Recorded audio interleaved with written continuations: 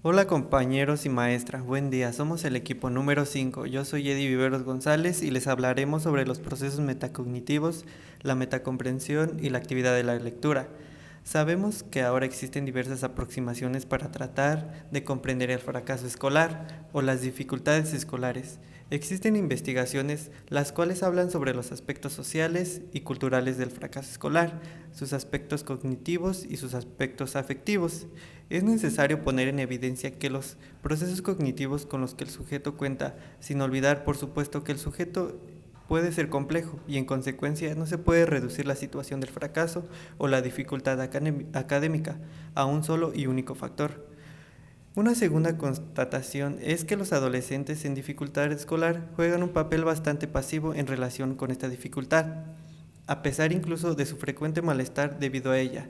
Son los docentes o los padres quienes hacen en primera instancia la demanda de ayuda a los diferentes profesionales que intervienen en el proceso. Nosotros debemos de tomar en cuenta que el éxito escolar sin duda está asociado al éxito de la vida de los adultos. Como lo afirma Mazzoni, se puede admitir que la manera de estudiar determina en gran parte el éxito escolar. Los estudiantes que se encuentran en fracaso escolar tienen más dificultades para evaluar no solamente sus mecanismos de aprendizaje, sino sobre todo las dificultades para controlarlos y actuar sobre ellos. Nosotros hablamos de la posibilidad del sujeto de tomar conciencia de su situación en la escuela y de actuar activamente en relación a sus procesos de aprendizaje, lo que tendrá consecuencias positivas no solamente en su medio educativo, sino también en su clima familiar. Consideramos que el aprendizaje de las estrategias cognitivas en general es de gran importancia, y aún más en el nivel de la metacomprensión. Los procesos metacognitivos. Es ya reconocido que el término metacognición designa los trabajos en el dominio de la psicología cognitiva desde los años 70. Resultados de investigaciones han sido al mismo tiempo de gran importancia en el campo del desarrollo del niño y más recientemente en el ámbito de las ciencias de la educación. En la actualidad se reconoce en las definiciones sobre metacognición una especie de consenso que integran dos vertientes principales. La primera, el fruto de los trabajos de Fleu y Wellman, centrados sobre todo en los conocimientos de los procesos cognitivos, a pesar de que Mazzoni considera un segundo modelo propuesto por Fleu en 1981, que trata sobre la manera en la cual el sujeto pone en relación sus conocimientos. La segunda vertiente, resultado de los trabajos de Abraham, conciernen a la regulación de los procesos cognitivos. Sin embargo, la noción de la metacognición debe ser aclarada rigurosamente a fin de evitar abusos en su utilización. A partir de diferentes referencias de Flauel, sus colegas a propósito de este término, Gardner en 1988 aclara algunos aspectos comprendidos a él. La primera afirmación posible es que la metacognición considera esencialmente la cognición sobre la cognición. Tenemos como consecuencia todos los términos presididos por meta, por ejemplo, metamemoria y metacomprensión, lo que subrayan la subordinación de los términos. Encontramos en Noel en 1997 la misma necesidad de clarificar esto que se entiende bajo el término de metacognición. Objetos que la autora presenta son la memoria, la comprensión y la resolución de problemas. Noel representa igualmente tres modalidades cognitivas, la primera al respecto de los propios procesos mentales y sus productos, la segunda en relación con las propiedades permitentes de la información y la última recayendo sobre la regulación. El primer componente del término metacognición en Wellman es el conocimiento que alguien tiene sobre su propio proceso cognitivo, tal y como la memoria, la atención, el conocimiento, la conjetura y la ilusión. Este componente conduce al autor a plantearse dos preguntas que están en fondo de los orígenes de la metacognición. ¿Qué es lo que el sujeto conoce? ¿Qué es lo que el sujeto cree sobre los procesos cognitivos? El sujeto puede ser así representar el funcionamiento de su mente, también como él lo puede evaluar cuáles son los problemas más o menos difíciles de resolver. Esto implica la adquisición de una teoría, la teoría de la mente, de múltiples facetas, por Wellman en 1985. Identifica 5 grupos de sus conocimientos diferentes. 1. La existencia. El sujeto conoce la existencia de los pensamientos y de los estados mentales internos, tales como la mentira y la imaginación. En estas nociones existe la diferencia entre el estado mental y comportamiento externo. El sujeto sabe que algo es verdadero, pero el sujeto dice o hace como si fuera falso. Así, los estados mentales existen independientemente del comportamiento externo de los eventos del mundo físico.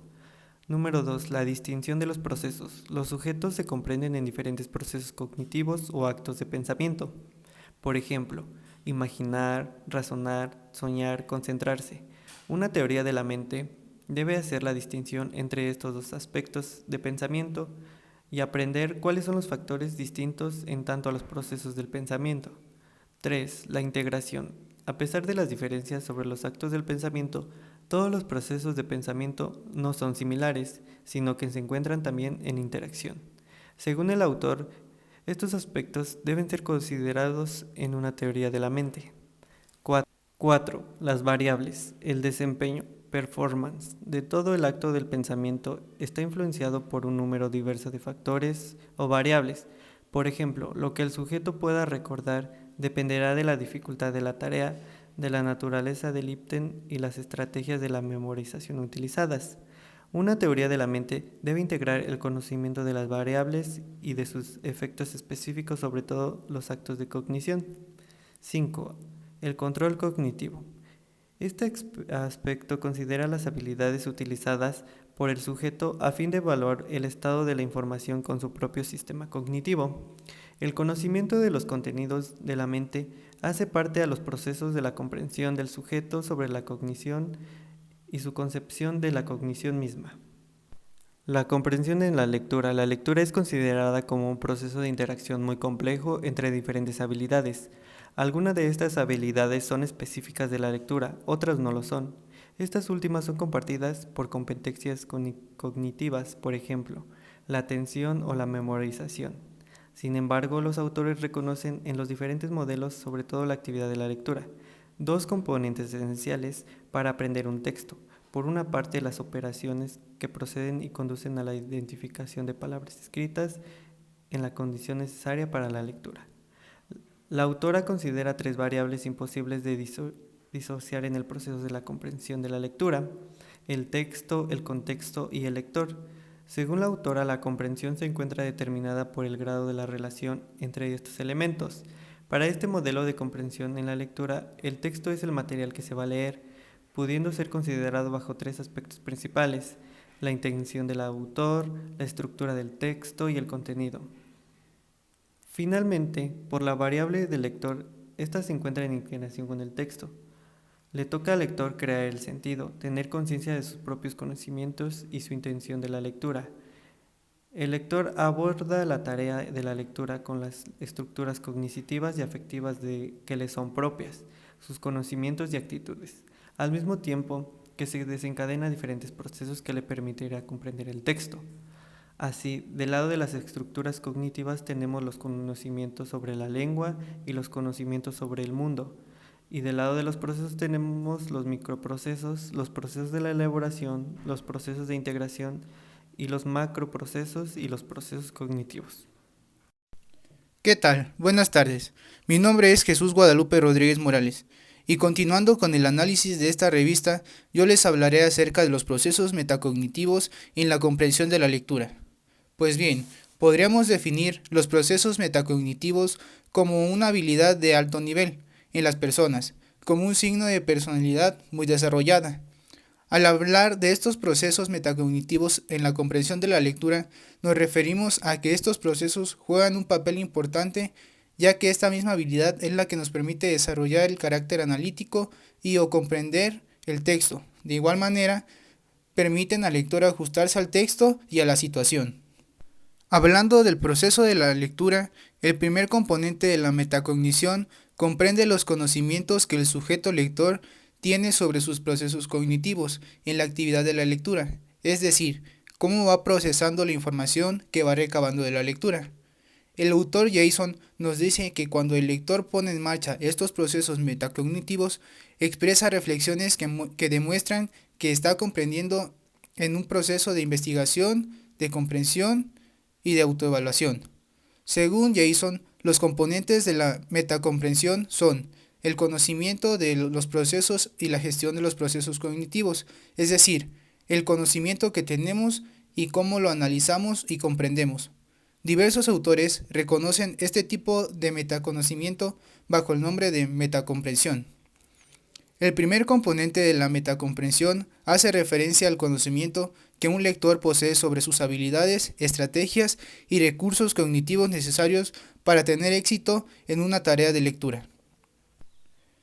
Jason, en 1990, sugiere una subdivisión de este conocimiento en tres vías: el conocimiento, que es el conocimiento que tiene el lector; la tarea, lo que sabe el lector sobre la tarea; y las estrategias, que son las estrategias que sabe el lector que funcionan para la comprensión y realización de las tareas. Por el contrario, el desconocimiento de nuestras posibilidades cognitivas puede tener consecuencias negativas, ya que el no tener una buena organización en tiempos, malas estrategias para la realización de tareas o un mal nivel de exigencia en la realización de tareas puede ser causa de fracaso escolar. ¿Y tú? ¿Tienes bien planteadas tus posibilidades cognitivas para la realización de tus tareas?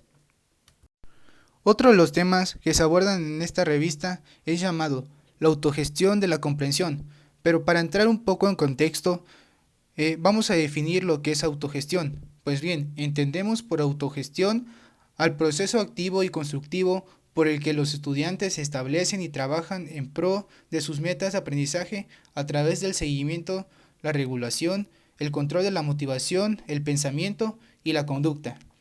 Pues algunos beneficios que podríamos obtener de la autogestión podrían ser más autónomos, mejorar nuestro rendimiento, optimizar nuestros tiempos, desarrollar la creatividad, entre otras cosas. Poseer un buen conocimiento sobre los procesos de metacomprensión va de la mano con la capacidad del lector para mantener estrategias adecuadas en función del objetivo que persigue y de los resultados deseados, incluso si estas estrategias, bajo la forma de comportamientos, no constituyen la metacognición propiamente dicha, sino que productos de la metacognición reguladora. Se ha estudiado la autogestión del comportamiento bajo dos aspectos. El primero es lo que la autora llama experiencias metacognitivas. Esta comprende la toma de conciencia de la manera en la cual se lleva a cabo el proceso. El segundo es la utilización de las estrategias de la lectura, refiriéndose a las acciones concretas que el lector emprende para planificar su lectura o incluso para ajustarla cuando ha detectado una pérdida de comprensión. Si bien la utilización de estrategias no es una actividad metacognitiva, en ella misma encontramos que es el resultado de un buen análisis metacognitivo. El lector estratégico. Se puede considerar a alguien como un lector estratégico cuando sabe emplear sus diversas estrategias para la comprensión de textos y la realización de sus tareas, teniendo un criterio fijo para la realización de estas. Muchas de las veces el lector puede conocer los componentes de una estrategia, pero ser incapaz de aprovecharlas para el logro y la comprensión de un texto. Esta es una problemática muy común en las escuelas, ya que a menudo los alumnos en dificultad no conocen las estrategias útiles para recuperar el sentido del texto, no saben necesariamente utilizarlas de forma correcta o finalmente no saben en qué momento aplicarlas. Pero las estrategias pueden ser aprendidas. Algunos ejemplos de estrategias podrían ser la imagen mental, que es una experiencia que en la mayoría de las ocasiones se parece significativamente a la experiencia de percibir. Otra podría ser extraer la idea principal de un texto o enlazar los conocimientos nuevos con los anteriores y hacer un resumen. A manera de conclusión, podemos decir que tener la habilidad o desarrollar los procesos cognitivos son muy importantes para tener un mejor rendimiento en lo que hacemos. Si lo arraigamos al concepto de metacomprensión, pues podemos decir que esta es muy importante al momento de realizar una lectura, ya que pues como su nombre nos dice, nos ayuda a comprender de mejor manera lo que estamos leyendo y por consiguiente nos beneficia al momento de realizar una tarea. Este texto también nos dice que hay diversas estrategias las cuales nosotros tendremos a aprender y poner en práctica para que de cierta manera tengamos mejores hábitos académicos. En el texto hablaba de un término el cual nos interesó mucho, ya que si nosotros logramos desarrollar una buena autogestión, vamos a poder llevar todo de una manera más tranquila, porque esta lo que pretende es autorregularnos y nos beneficia en ciertos aspectos, al igual que tenemos que desarrollar nuevas posibilidades cognitivas, ya que es muy importante. Tenemos que tener en cuenta buenas estrategias para la realización de nuestras tareas, al igual que tenemos que tener una cierta exigencia en la realización de estas. Considero que estos dos términos van de la mano, pero no solo benefician al sector académico, sino que también a nosotros y en la realización prácticamente de cualquier cosa que hagamos.